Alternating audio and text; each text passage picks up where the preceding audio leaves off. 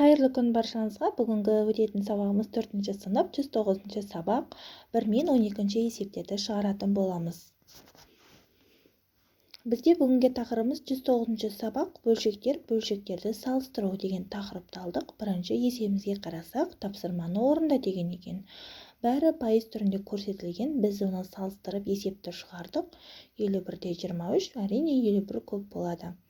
Осы есепті шығардық. Балалар, екінші есепке қарасақ, бұл жұптық жұмыс екен, тапсырманы орында деген екен. А және Ә есептерді шығарамыз.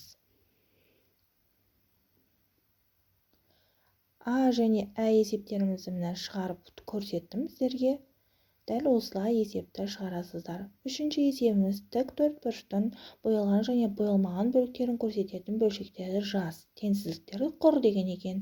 Ал ендеше теңсіздік құрып мен сіздерге көрсеттім. Міне боялған, боялмаған бөлігі 1, 2, 3, 4 етіп шығарып көрсеттім сіздерге балалар.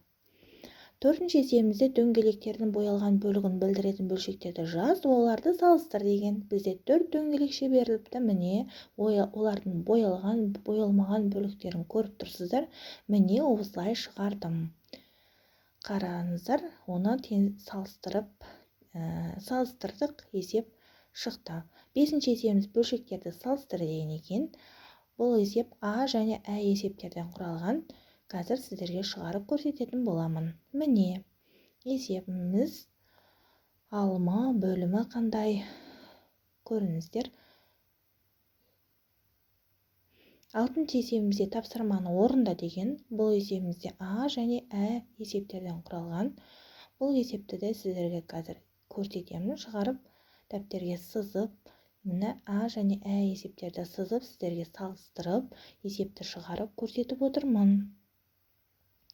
Номері 7-ші есебіміз көрсетілген өлшем бірліктеріне өрнекте деген. Бұл жерде миллиметрде қанша сантиметр бар екен, метрден қанша сантиметр бар, миллиметрден қанша миллиметрлер бар. Енді қараңыздар, 7-ші есепті міне көрсетіп тұрмыз сіздерге. Теңдеуді шеш. 8-ші есебіміз күрделі теңдеу екен. Бұл есеп сіздерге сәл қиындық тудырады, бірақ мен сіздерге шығарып, үлгісін көрсетіп отырмын. Дәл осылай шығарасыздар. 9-ші есебіміз бұл сауалнама түрінде алынған. Оқушылар иә, жоқ, білмеймін деген сұрақтарға жауап беру арқылы мен оларды диаграмма арқылы міне жазып көрсеттім. Қалдықтарды бөліп жинауға 7, 8, 9 оқушы. Осыларға суды үнемдеуге 8 оқушы, электр энергиясын үнемдеуге 9 оқушы жауап берген екен.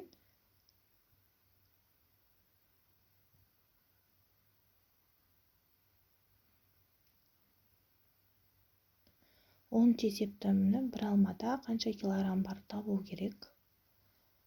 Есебінде де солай. 11-ші есеп тапсырманы орында деген. Таразыдағы тапсырманы орындау керек, қанша килограмм екенін. Таразының сол жағында ірімшіктің массасын табу керек еді, ол 3 килограмм болып таптық балалар. 12-ші есеп бұл үй тапсырмасына берілетін есеп А және Ә есептерден құралған. Сіздерге бұл есептерді шығарып көрсетейін. Шыны шығардық. Өсу ретімен жазып көрсеттім. Осы есептер сіздерге ұнап жатса, подписать етіп, лайк